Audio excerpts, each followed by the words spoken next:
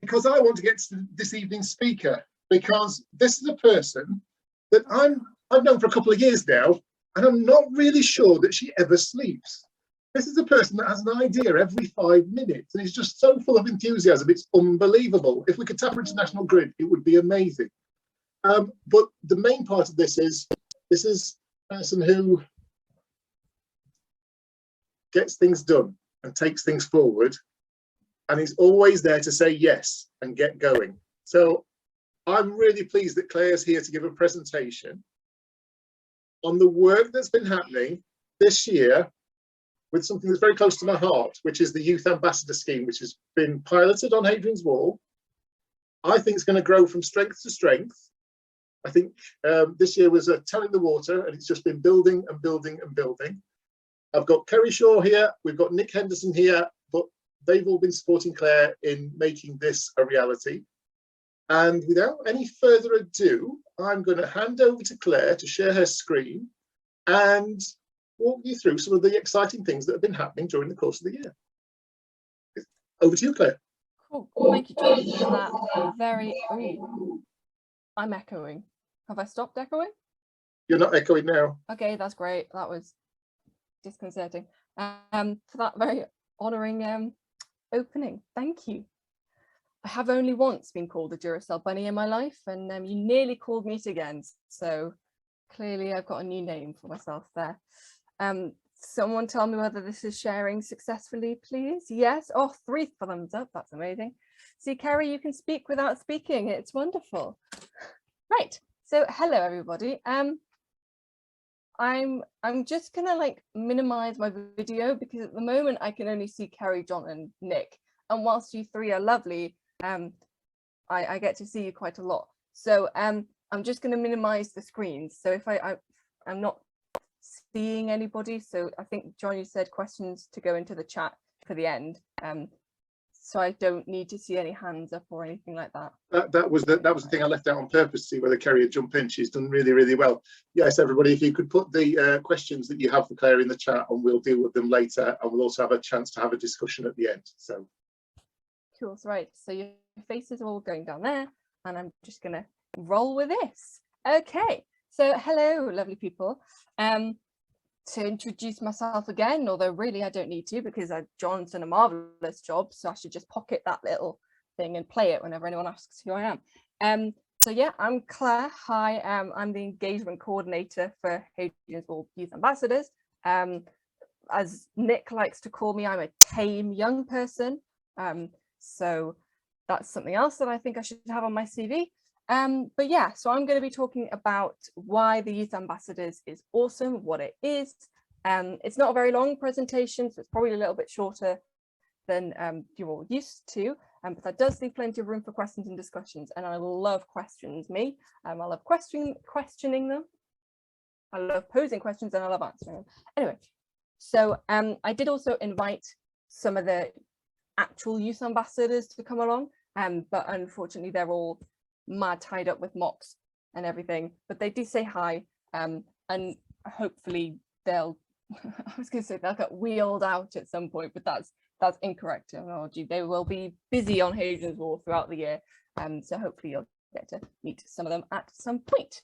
So yes, also warning, I do love a good transition on my slideshows, and Canva has got some awesome transitions, so I'm going to get very excited about those. It's the little things in life, really.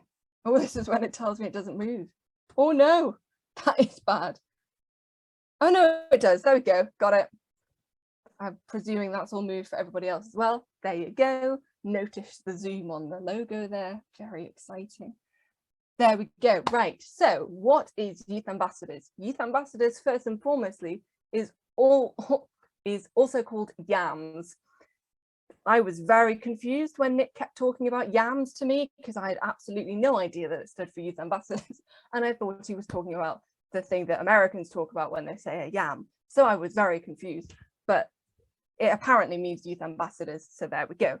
So when I refer to a yam, I'm not talking about the vegetable. I'm talking about a person who is a Youth Ambassador. So to begin, Youth Ambassadors is a programme that began in Wales that encourages young people to engage in World Heritage. In 2020, Glenarvan World Heritage Site, which is a World Heritage Site in Wales, launched a pilot programme for youth ambassadors to become bigger and extend the engagement of young people across the UK. COVID, as with everything else in life, had other ideas, but in 2021, which was last year, Hadrian's Wall were the only site who managed to pull together activity. Woohoo, go us. So now in our second year of the programme, it's great that we are beginning to see other sites launching their own programmes too. There's one in Bath and one in Northern Ireland.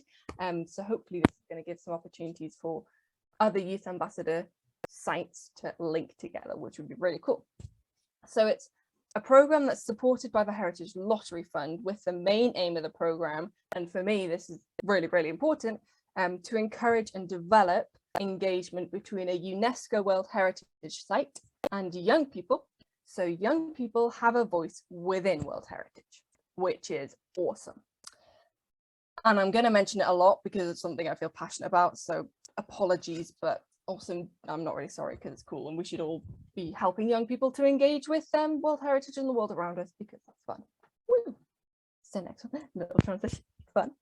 So Hadrian's Wall is a unique site to run a programme like this across. It's 80 miles long, multiple organisations, and has no single hub to run sessions from, as other sites are far able to do. That's been a challenge, but the programme is amazingly supported by some wonderful organisations all through the Wall corridor. So we've got the support from Tyne and Weir Museums, Tyne Valley Community Rail Partnership, English Heritage, National Trust, National Parks, Finderlander, Walcap, Stenhouse Museum and Tully House. So pretty much all of the big hitters through the Wall corridor have gone, yeah, this is cool, let's get involved, which is also awesome. So they all sit upon a steering group and we have meetings and chats, and basically everyone on the Wall decides how the yams sort of should progress, which is also awesome. Each of these organizations provides something different, which really varies activities available to the yams, and provides the direction of the yams with a unique sort of oversight, as all of these organizations have their own experience of working with young people. To have so many organizations who want to develop the youth offer along Hadrian's Wall is utterly awesome. And for a young person myself, it's super inspiring that these organizations are acknowledging the importance of young people and the importance young people can have in heritage. So next transition slide. So how does the program work for young people? So at the beginning of each programme, there's a short course that's labelled as that from Glenarvan, the Welsh Heritage Site. It really is just an introduction session where the yams develop their knowledge of World Heritage, they visit a World Heritage Site, and then begin to think about their skills as a youth ambassador. The programme is not just about learning about what a World Heritage Site is, but it's also about developing their own skills too.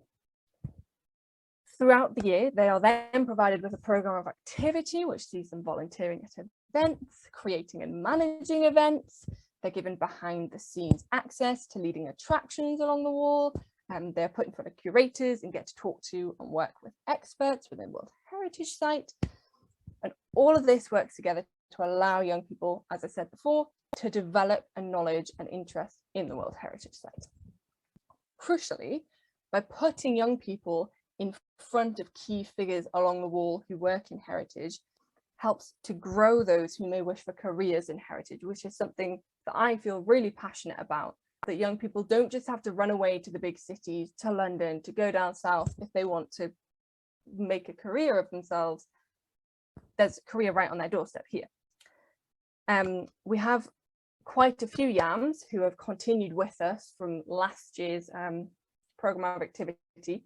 And one of them has joined the Vinderlander Youth Guiding Programme, which is a really cool development next step. And it's exactly what we want the programme to do, to sort of open doors for young people to get involved with heritage. So this photo here is of our lovely group of yams last year as they visited Steel Rig.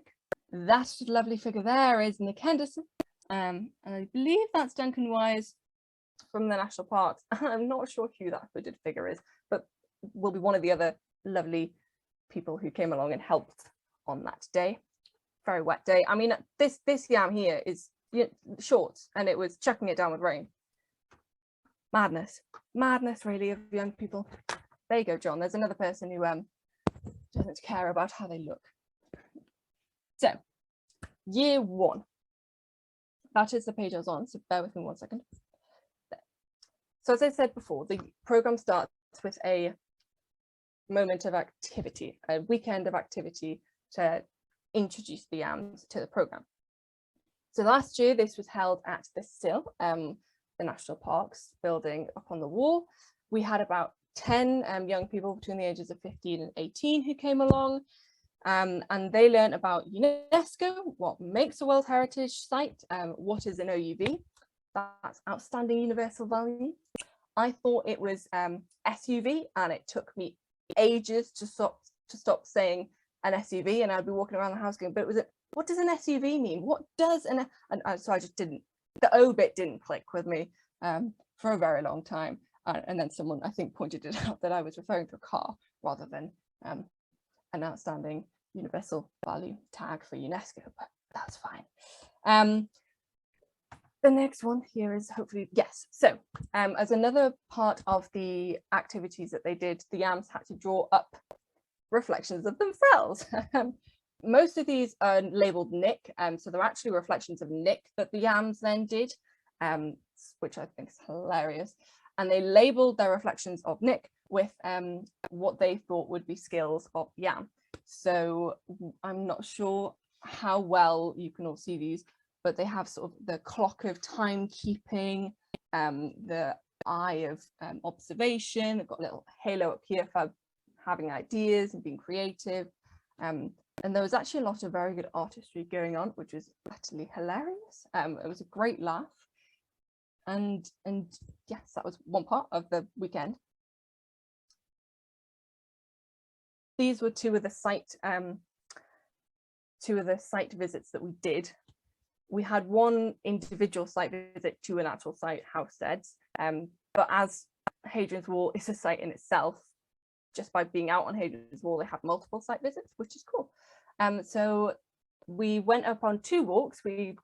Duncan Wise here from the National Parks, very lovely, took us up to the windsill and explained the geology of Hadrian's Wall, the sort of history after the Romans of Hadrian's Wall with the border reivers. And then Andrew Pode in this one from the National Park took us up to Steel Rig and explained sort of the preservation of the wall, explained who John Clayton was, which was really interesting for them to sort of find out and see how the wall was built and how it is preserved in its different stages along the wall. Bear with me while I just find my place. Yes. So the next one, that's our site. This one, I don't know if you can see my pointers. This loving group photo here is a typical Northumberland day with the sun shining and the rain absolutely throwing it down. So this was our site visit to Housesteads. They were all very great and walked on that in really bad weather. It was not fun being out on the wall in that weather. But they all enjoyed that, and I think that's the toilet block behind, and we had to get an obligatory photo with the toilet block because that's what young people like to do. To be fair, I think I was probably the one who suggested let's have a photo in front of the toilet block. It's the coolest part of Housesteads. And this is also at Housesteads. The great thing about having so many people sitting sort of on a steering group and supporting the programme is that there's lots of people who can offer lots of things. So Housesteads and English Heritage very kindly offered use of their education room, and that is John Scott wearing his lovely flip-flops, which unfortunately you can't see. And to be honest, they might have been the best part of the presentation of flip-flops. So I'm very disappointed they weren't in the photo. But that is John Scott giving a lovely talk about UNESCO and World Heritage, which I got very excited about. And I think the young people did too. And it sparked some very interesting conversations about sort of the aims of UNESCO. following on from that, so all of that activity was just in one weekend, and that was the launch of the program with the weekend of activity. Following on from that, they went on to have a series of programs, and some of the events were held at Vindolanda. So these are two images from different events at Vindolanda. On the left, this one here, this is one of our yams, Maddie, who took part in a bare bones fines handling event. She was utterly amazing at this and completely absorbed information that was told to her in a very brief period of time, and then went on and explained to the public what the fines were in front of her, which is utterly amazing. And hats off to Maddie for doing that. I think the volunteers were absolutely overawed with Maddie for that. And then on the right hand side here is Rowan with a 3D printed skull. And that was handling some of Vindolanda's fines, and understanding why Vindolanda had decided to print their artifacts in 3D. So that was exploring a bit about the ethics of heritage and the ethics of presentation, and why innovations such as 3D printing are very helpful in the heritage and culture world when groups want to come in and handle things instead of people handling the actual artifacts and damaging the artifacts. That's a far safer way for the artifacts and allows people to get far more up close and personal with different artifacts. So there we go. So that was year one. The end of year one was quite tricky. COVID, as everyone's aware, reared its ugly head again. And due to the age of the yams, schools and exams sort of meant that engaging with the program towards the back end of the year was quite hard. That's still a challenge that we have, and we've decided that the recruitment age of this cohort, so 2022, will be 17 to 24. Partly because we feel that due to COVID, many upper bracket students won't have had the chance to do as much volunteering and networking as they otherwise might have done. So the program puts them in contact with people to enable them to say that they've done volunteering, that they've worked with people, but also for continuity, to build up a community of people who've been through the program, who may, if we decide to lower the age bracket again, be able to help run the program in future. Currently, the yams from last year are helping to run the program this year and being engaged with events. So we don't just leave the yams at the end of year one, we continue them through, and we want them to be as engaged with Hadrian's Wall as they can be. So very excitingly, we've got a group of yams who are helping to plan an event at the Great North Museum with Simon Weir Museums. I was at a planning meeting on Saturday, and it's going to be great. It's going to be so exciting. There will be a Shetland pony. For those of you who know me, you know that I am very excited by that. And it's just, I mean, just come along and see the Shetland pony. There's going to be a Roman Shetland pony. That's just awesome.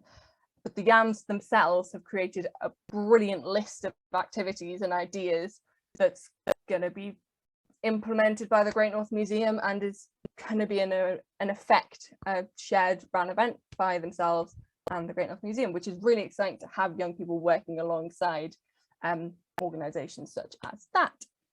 Where am I in my script? There I am. The programme will also consist of volunteering events with English Heritage, and more volunteering events with Tyne Museums at Segedunum and Obeya. There's also opportunities to explore the collection at Vindolanda, and the programme's not a set in stone thing. There's very much a lot more that can be added to it, and I very much would like to see the programme a lot bigger and grow from here on throughout the year. So that's that. Oh, there's also the UK World Heritage Forum, which personally, from me being a young person, I'm very, very, very excited to try and go to, and to get as many Hadrian's Walls yams to go to that as possible, because that's just cool. So the most crucial question that I have not answered here is, why engage with young people at all? We're awesome, but I'm probably biased on that, but never mind, we are. At some point, the world will be given into the hands of the youth. And at some point, Hadrian's Wall and the frontiers of the Roman Empire World Heritage Site will be too. Taking an interest in young people who take an interest in the site is crucial if the site is going to survive. With evolving threats constantly facing Hadrian's Wall, climate change, governance, tourism. It's important to develop young people who understand these challenges and who can come at them with fresh and new ideas. UNESCO acknowledges that there is an importance in young people learning about the history and traditions of their own and other cultures, about ecology and the importance of protecting biodiversity, all of which are fundamental to the survival of the Hadrian's Wall and the Antonine Wall and the limes in Germany. Who better to make the site more attractive, more accessible to young people than young people themselves? So by being a YAM, young people can discover far more than just Hadrian's Wall and the community surrounding it, but help to sustain a global World Heritage Site, which is awesome. Through that, they can contribute to the Heritage Conservation Programme, and to completely throw the gauntlet of UNESCO down, they contribute to the conservation of peace, tolerance, and understanding through a shared culture, which is as important now as it has ever been. So, next steps. Recruitment. I apologize, Kerry, because I think this last slide is slightly wrong. That was me just not editing it. The sign up link will be coming out very soon. Please follow the Instagram page Hadrian's Wall Youth Ambassadors if you want up-to-date stuff, because as soon as the sign up link is live, it will be going onto that bio of that page. And if you yourself are a young person who wants to sign up, or if you know any young people who want to sign up, that will be the place to direct them to, is to that link. There's no application process. There's no forms you have to fill in saying why you want to be a YAM. If you want to be a young ambassador for Hadrian's Wall, you can come and be a youth ambassador. The more the merrier. We need you all. Likewise, if you're an organization or individual who wants to offer some activity to the program, please also do get in touch. I have no idea if you guys can see that email or if it's being covered. I can't see the email at the bottom. It's being covered for me. So I shall put the email into the chat, which is the best way to get in contact if you have any further questions after this, or if you want to have a chat about young people in World Heritage, do get involved. My final point is that the great thing about youth ambassadors is that it's constantly evolving. Blanarvin in Wales has given us a guide to how we want to run the programme, but there are several differences between their site and ours that mean their approach to running the programme is not possible for us. It's a challenge, but it also allows the youth ambassadors to develop the programme in ways that work for them. So YAMS is all about youth development for youth engagement within a World Heritage Site. The YAMS at the moment are very much steering it the way that they want to go. I am setting up meetings with organizations and bringing organizations to talk to the YAMS, but the YAMS say what they want to do and what they're interested in and how organization can facilitate that. And hopefully that was concise enough that everybody understood. And I didn't freeze at any points because that would be awkward. And I think that's about it. Yeah, well, you want to see Claire when she's enthusiastic about something. Thank you very much for that, Claire. That was terrific. Thank you for that gallop through the work of the YAMS. And I know that final point you very quickly made, and you almost shoved it under the carpet, which was you had a model from Blanavon and you tried to use it on Hadrian's Wall, which is what Blanavon's a site or a community. You're talking about working across a region with all the issues of geography and different challenges and different areas. And I think the gang have done incredibly well to pull together that first year alone. And before I go to the chat, I just want to acknowledge that work that's been done and ask Nick if he'd like to reflect on any of the things that Claire's just been talking about before we move on to some of the questions and comments that are in the chat. Is there anything you wanted to add, Nick?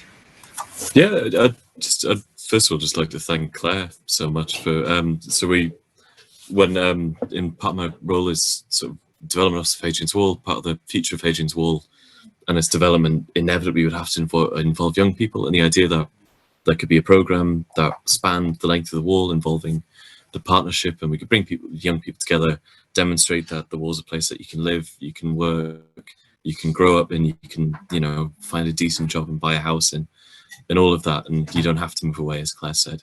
So it's been really exciting that we've actually been able to kind of like set first. This is the first ever wall-wide youth ambassadors that has happened on Hadrian's Wall World Heritage Site, which is, it feels great to be involved in any way. But sort of bringing the amount of kind of goodwill from the partnership, the amount of hours that the partnership have put in, the amount of in-kind support that we've received from along the line of Hadrian's Wall has been superb. Me and Kerry have been sort of chipping away and just being that little bit of extra capacity, but very, very quickly we needed more.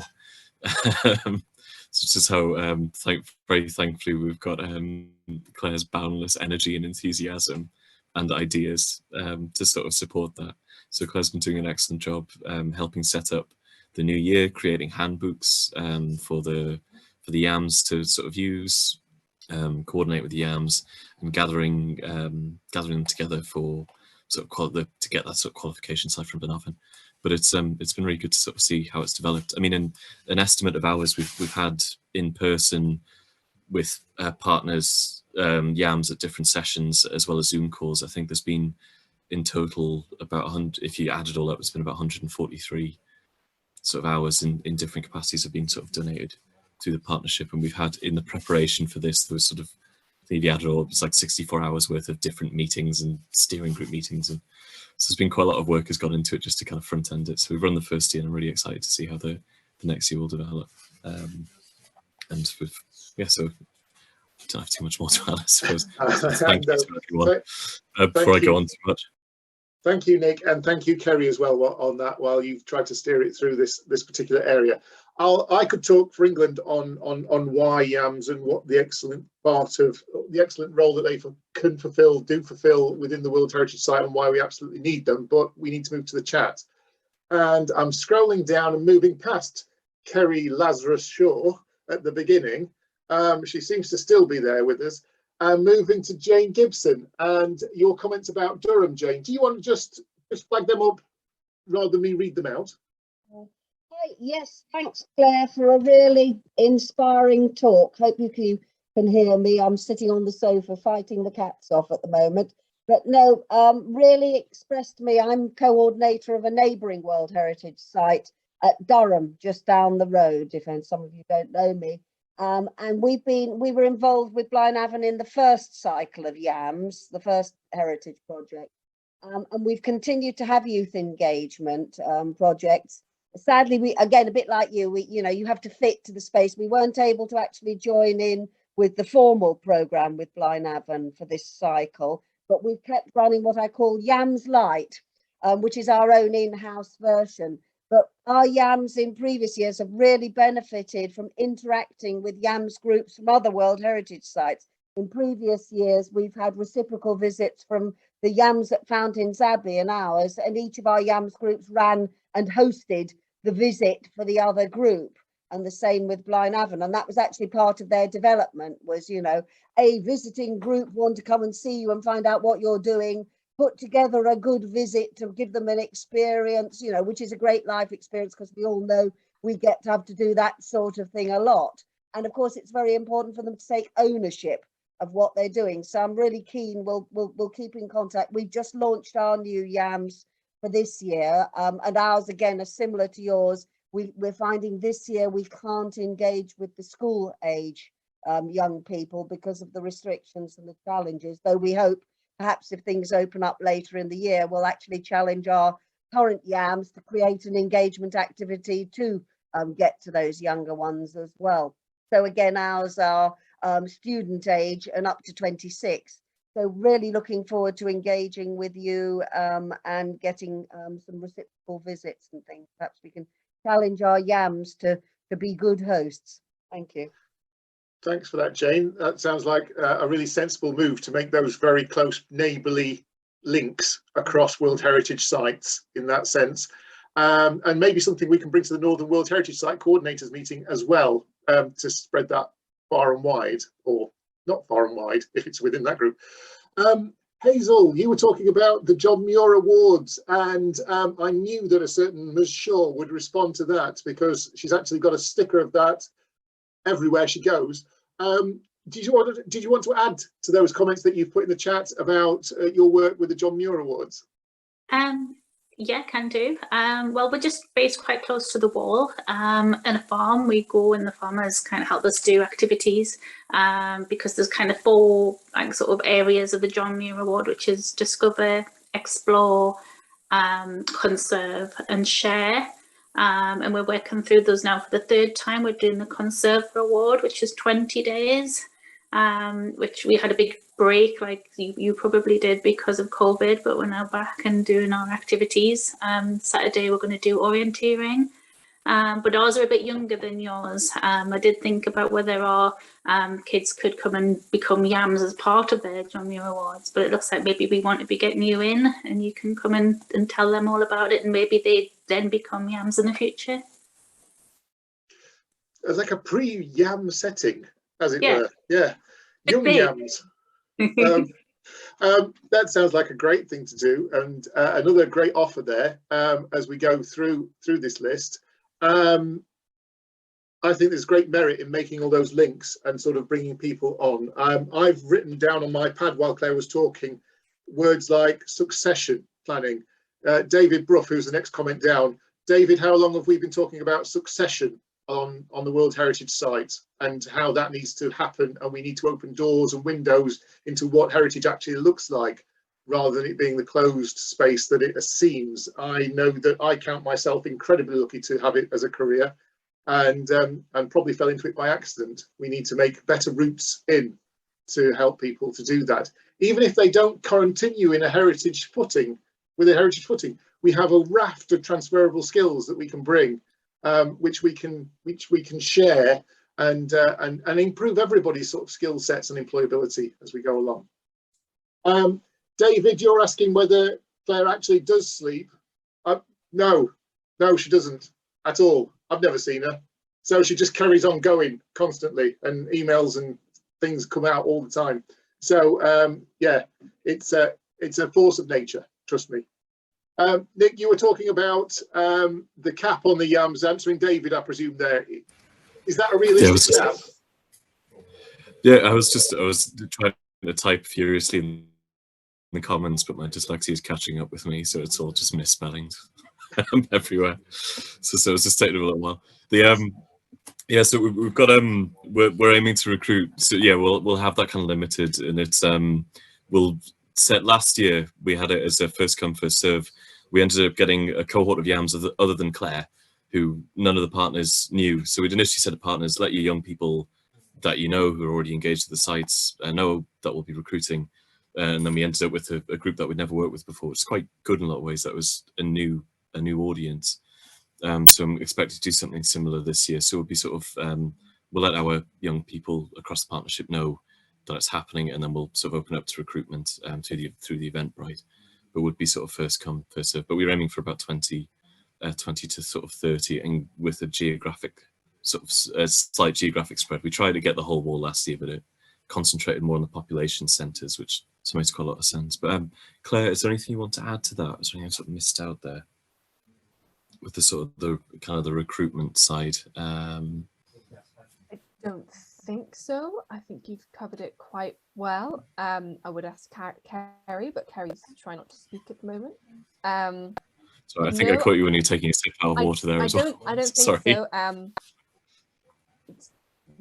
We'd like as many people as possible to get involved with the yams, especially this year with it being Hadrian's Wall 1900. It's a really good year to run yams through, especially to kind of re-kickstart it after last year. So sort of we have put that cap as 20 to 30, but sort of 20 to 30 is a brilliant number. If we could get that many yams, it would be. It makes it sound like you're open to options if people came along and knocked on the door and said, I've got a great idea.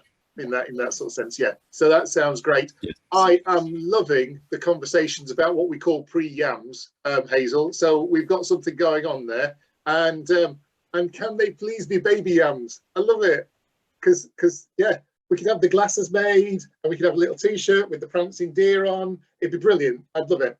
We just completely rip off Baby Sham logo completely. And obviously, but Marius, up on the Answer 9, they'd have to be wheat yams. So I wanted to throw this open now for any questions that had occurred to people during the course of the discussion that we've just had. Does anybody want to flag up any questions?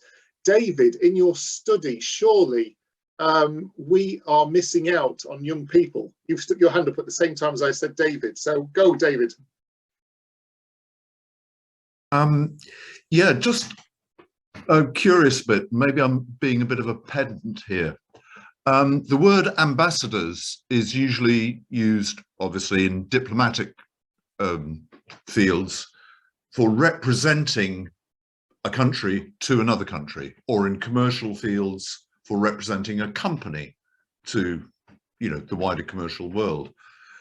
And my question is, clearly, as ambassadors of Hadrian's Wall, they would be representing Hadrian's Wall, but what's your thinking around to whom would they be representing Hadrian's Wall? What sort of audiences are you thinking that they would be presenting themselves to? So I think the main, the key point about having youth ambassadors for a site like this is to enable the young people to be ambassadors of the site to other young people, so they can make the site attractive through their eyes. So it's not, apologies if I offend anybody, it's not the usual demographic of heritage sitting around a table and thinking we need to engage young people. How do we do that? And doing it through a way that will just not engage with any young people at all, or will only engage with a traditional group of young people, which is families, to the wall. The youth ambassadors is promoting heritage through the eyes of young people to other young people, to encourage, as John was saying, that succession and that openness of heritage, to open it up more. And then the idea of connecting with the Durhamsians as well and becoming ambassadors of Hadrian's Wall to other places and wider the frontiers of the Roman Empire to other places is again another audience that can then bring people into Hadrian's Wall, the World Heritage Site, and explore what it is as well. Hopefully that's answered. Okay, thank you very much for that answer. I'm absolutely delighted at that answer, and I think that's fabulous. Brilliant. I just wish I'd had the wit to understand that in the first place, but clearly I didn't.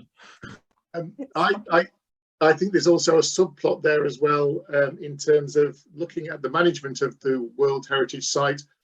It's a whole missing strata of society that's not represented in any of the decision-making process. I'm a fairly newbie to the whole occasion, and I'm the same age as the World Heritage List. Do you know, it's ridiculous. I've joined groups in Hope Whistles here, and they went, "Oh, we've got some young blood in." I'm nearly 50, honestly. I think that we're duty bound to listen to that whole strata of society which is currently missing and absent. It's not a problem. It's not a problem particular to Hadrian's Wall. If I've been into every local history group meeting, the first thing I'm met with is, "I wish we had more young people." Well, you know, they will come, but once they've got through life and they've got time, because we tend to rock up at those groups when we get into our 50s and so forth, and we've got a bit of spare time and spare ability to do that. That's just how life works.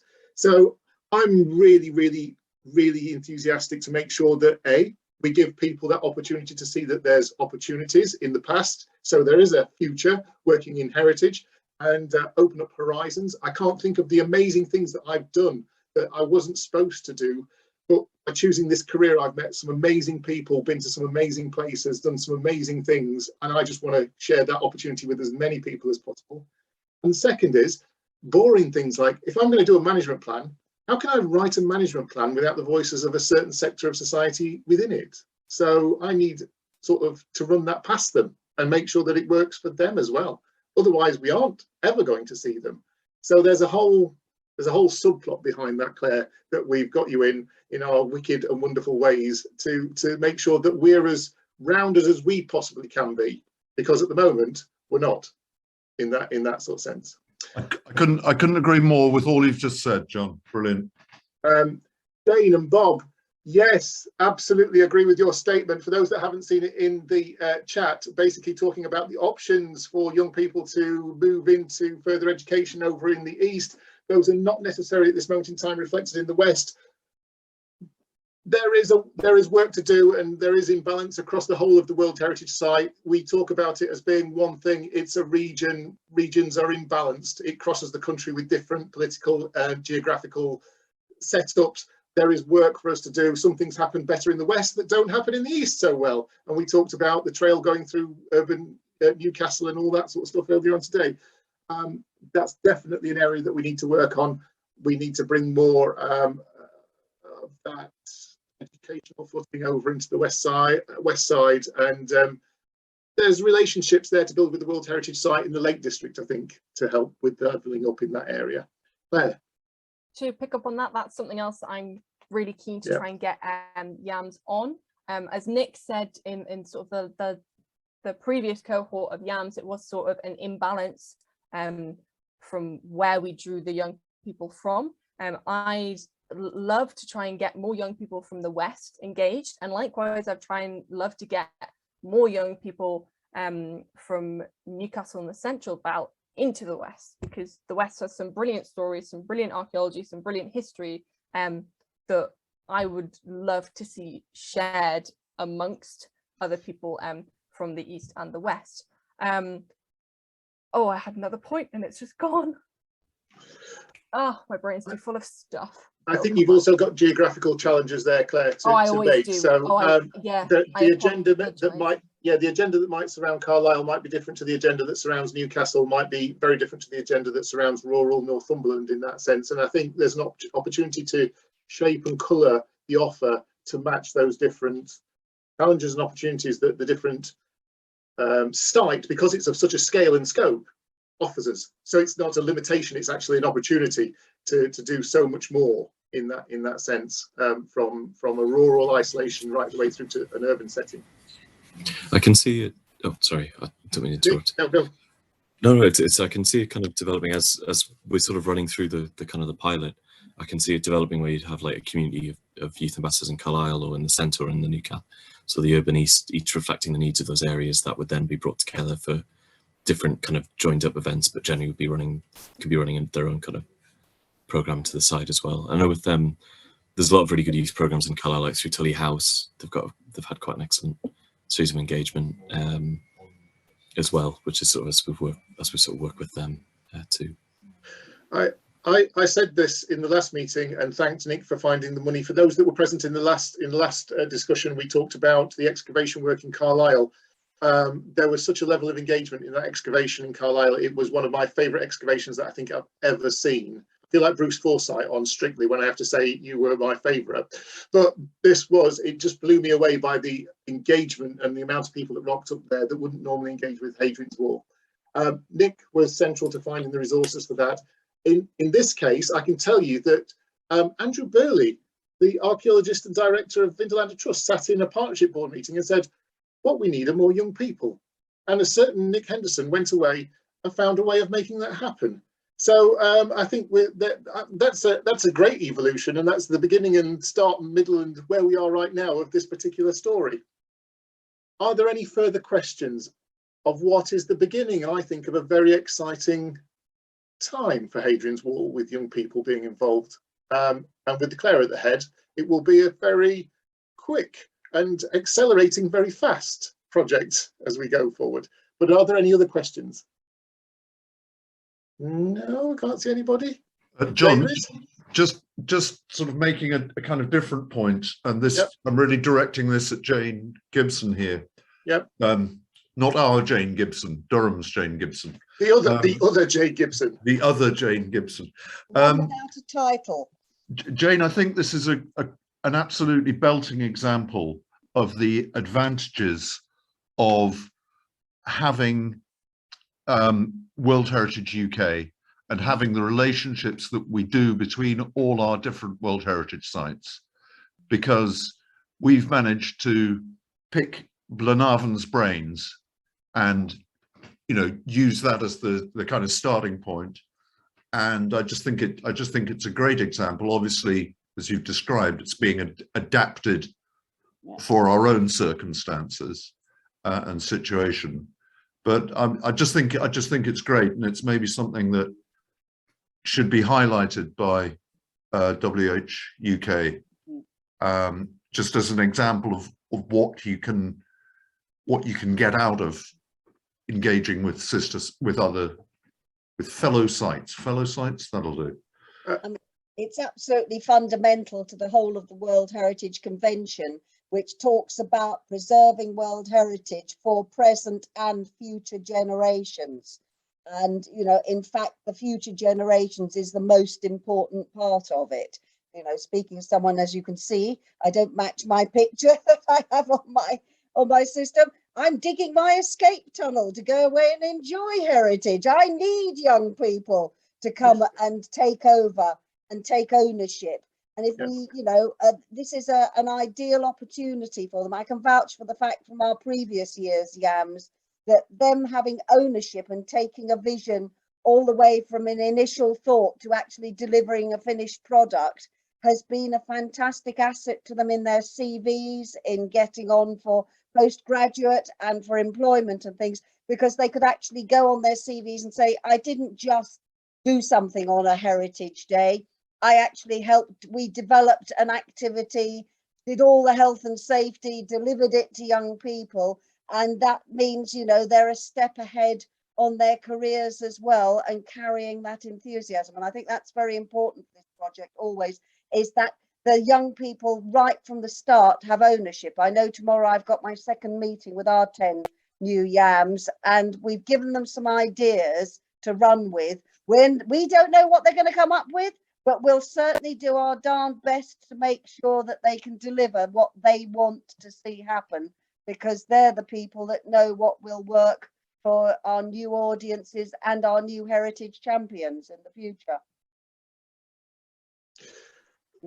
Exactly, Jane. Every part of that is a yes in that sense, and also echoed from Hadrian's Wall, from the people that are working on Hadrian's Wall right now. I think we'd absolutely agree with that. So 50 minutes in, Miss Shaw, and you wanted to make a point. I think I've done quite well. I've kept quiet until now. Yeah, it was really to express thanks really to Nick and Claire. Last year when Nick and I Nick came to me and we sort of pulled the programme together. It was a capacity thing. We were absolutely up against it to pull something off, and we were so determined to make something happen last year that when it actually came to that launch weekend that Claire took us through, I've never felt old in my life until I was stood in front of a bunch of youth ambassadors, and they were reflecting stuff back to me which I didn't know what they were talking about, and using language that I wasn't quite sure with, and I thought I was pretty awesome, to quote Claire, but evidently not. So what we quickly realised, Nick and I, is that we're not the right people to deliver this. We're not the mentor. We're not the face of somebody who can engage with this audience. So bringing Claire in, bringing that extra pair of hands, that enthusiastic pair of hands, has just catapulted this forward. And this isn't done on a massive budget either. We've had, it's been pence, and we've cut corners and to pull something together, but the will has been there. And I think that will has to do something, and for the partners along the wall to do something and pull this together and just roll our sleeves up and get stuck in, has been really, it's been a privilege to be part of that family, really, to sort of pull that together. And now that we can kind of almost go, there you go, Claire, do something amazing with it, is absolutely brilliant. And it's always going to be a capacity thing, because there's not many of us who have that remit for the entire World Heritage Site. So it's just a massive thank you to Claire for agreeing to present tonight, because I know it's quite daunting. You've only been in post like 20 minutes, it feels, you know, it's a relatively short amount of time, but to articulate what we did last year and what we're going to do this year and the aspiration, and to put it in that context. Well done. Thanks for that, Kerry, and thank you for the thanks to Claire. If there aren't any more questions, can I give a final round of applause for Claire through your physical representation of your hands, or your emoji hand? Thank you for all the work that you've done, Claire. Thank you for all the work that you will be doing, Claire, as we go forward. Did you want to say something, and then I'll run through the programme for tomorrow, just so everybody's there. Just wanted to say thank you very much for having me, and thank you for Nick and Kerry for politely shoehorning me into the position. No problem. There was no shoehorning involved.